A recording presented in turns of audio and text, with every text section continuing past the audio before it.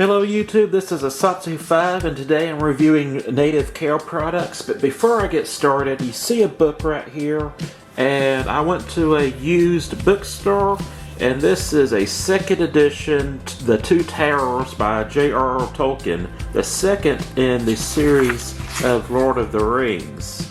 And I was just psyched to find this. It's not particularly extremely valuable, but I like to collect books, and as you can see, this is a second edition. Yeah, and I got it for $6 right there, $5.99. So I just wanted to show that off. But now back to the subject matter. A little bit of background. I keep bees, or I'm attempting to keep bees, and as a beekeeper, a lot of beekeepers tend to be sensitive to nature and what's good for the environment.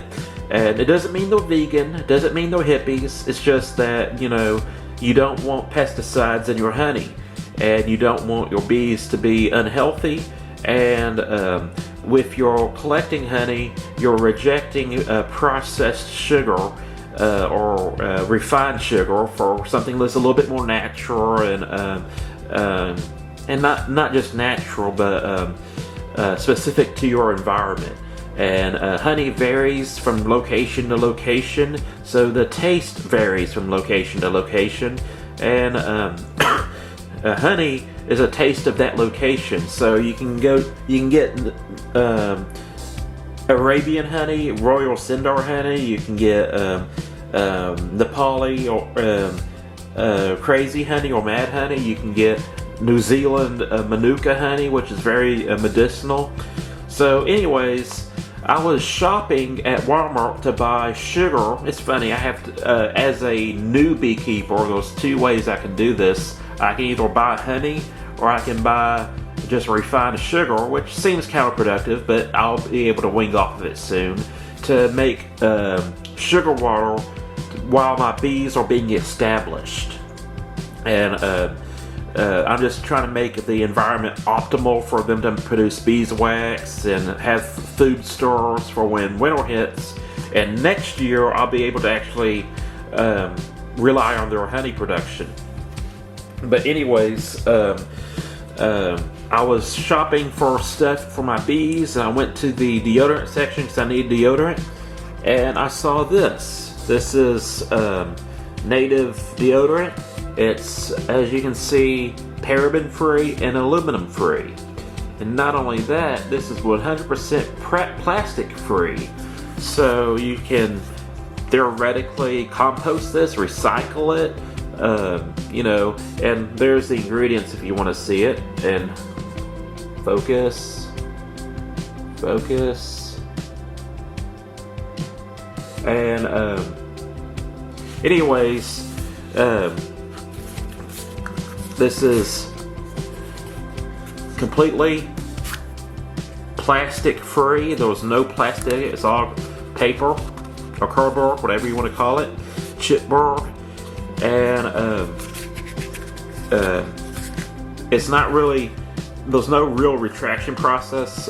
When you want to use it, you take this section out, you press up right there until the deodorant is exposed, and then so I like to grab it like this when I pull it out of the thing. You apply it, and surprisingly, it works. I made a natural homemade deodorant once, and it sucked. It didn't work. I was having to reapply it, and it was sticky and stuff. And this, I'm not saying it works better than aluminum paraben deodorant, you know, your average deodorant, but I work in a very hot, humid, sweaty environment, and this is working sufficiently. I'm very happy with it.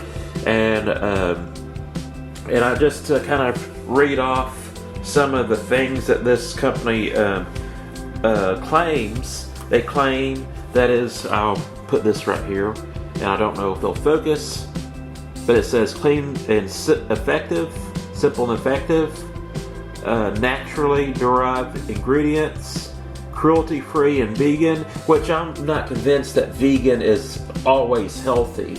There's a lot of chemicals that are involved in vegan foods to make it where it's edible. And not only that, you'll have a lot of vegans claim that honey is not vegan and we shouldn't use honey. But if you look at the almond industry, the almond industry decimates hives because they have to ship beehives from all over the nation to these almond orchards in order for people to have almond milk. And it is wiping out domestic honeybees because they can't use native pollinators, because unless there's a bloom for the almond orchards, the environment is very desolate. It's a wasteland and native pollinators can't live there. And then they use pesticides and insecticides to protect the almonds, and the bees get that and they die. Anyways, back off my little rabbit trail. Like I said, this is cruelty-free and vegan-free. It's tested on human volunteers, and it's also American-made.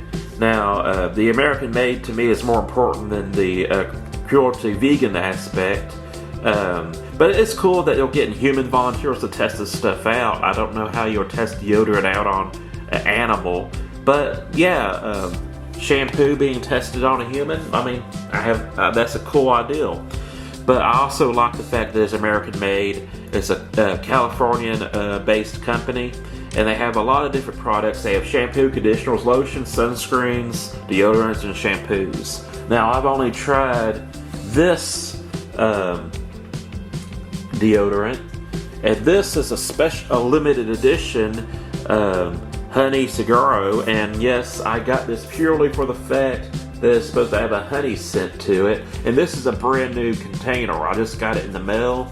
Again, you don't really want to pull right here because that can come off. I mean, you can pull it, but this, sometimes you saw on this one, will come off.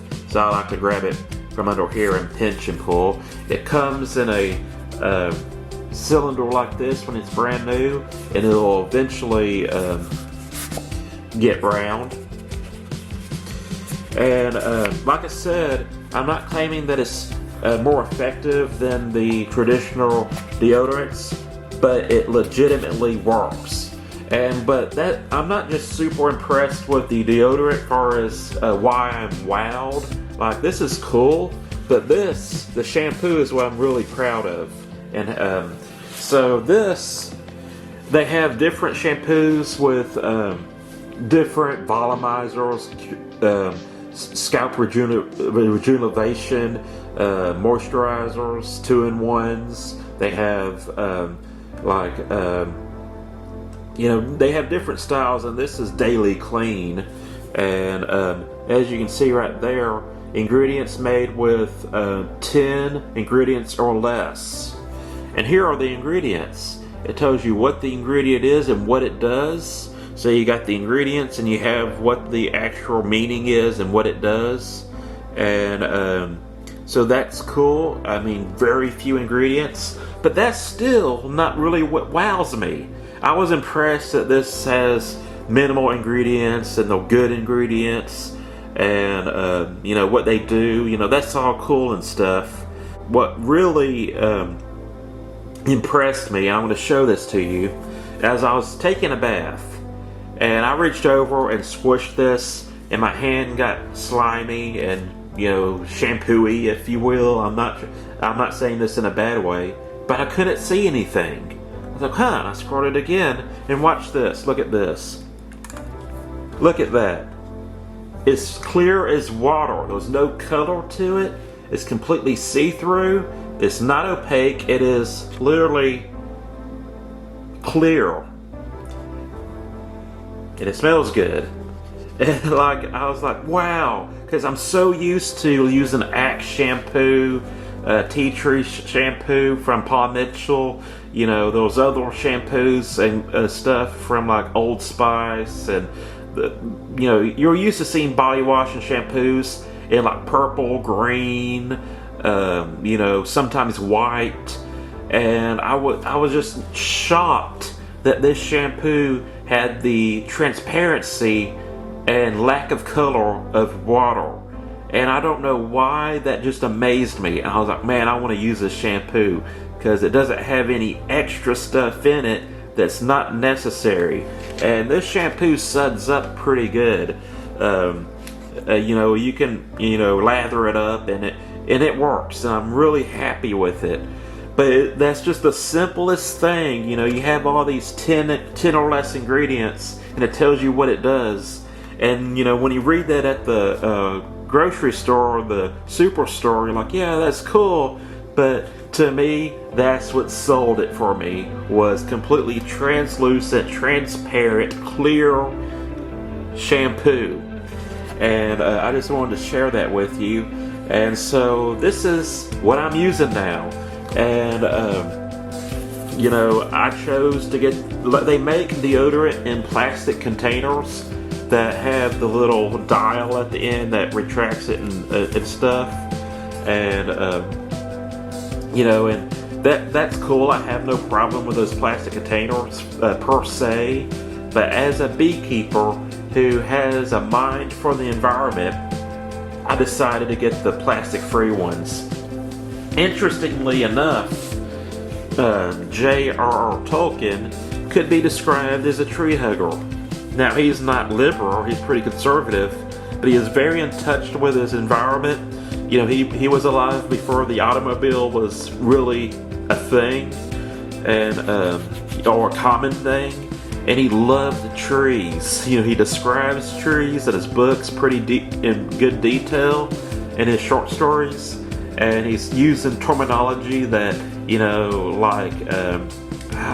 hard for me to think of one right now, like heather or heath, dales, a lot of geographical and natural terminology. There was a dale, and there was another word that's similar to glade, a lot of terms. He knew the environment. And he was used to, walking around in the woods and stuff, and I really admire that. And so, I guess the influence of J.R.R. Tolkien and being a beekeeper, I just wanted a more wholesome product. And so that's it. That's the video. By the way, before I get started or into this, these are not cheap compared to the synthetic deodorants. And even you might have this scent in the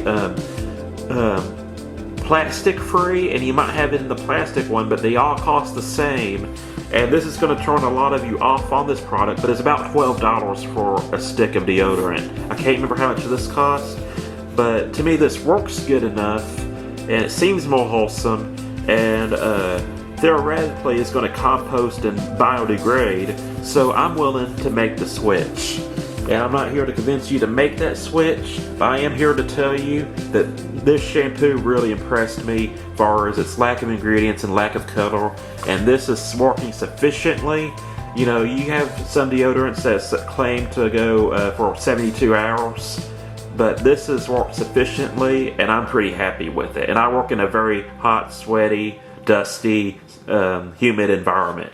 So that's it. I'm a Satsu 5, and I'm out.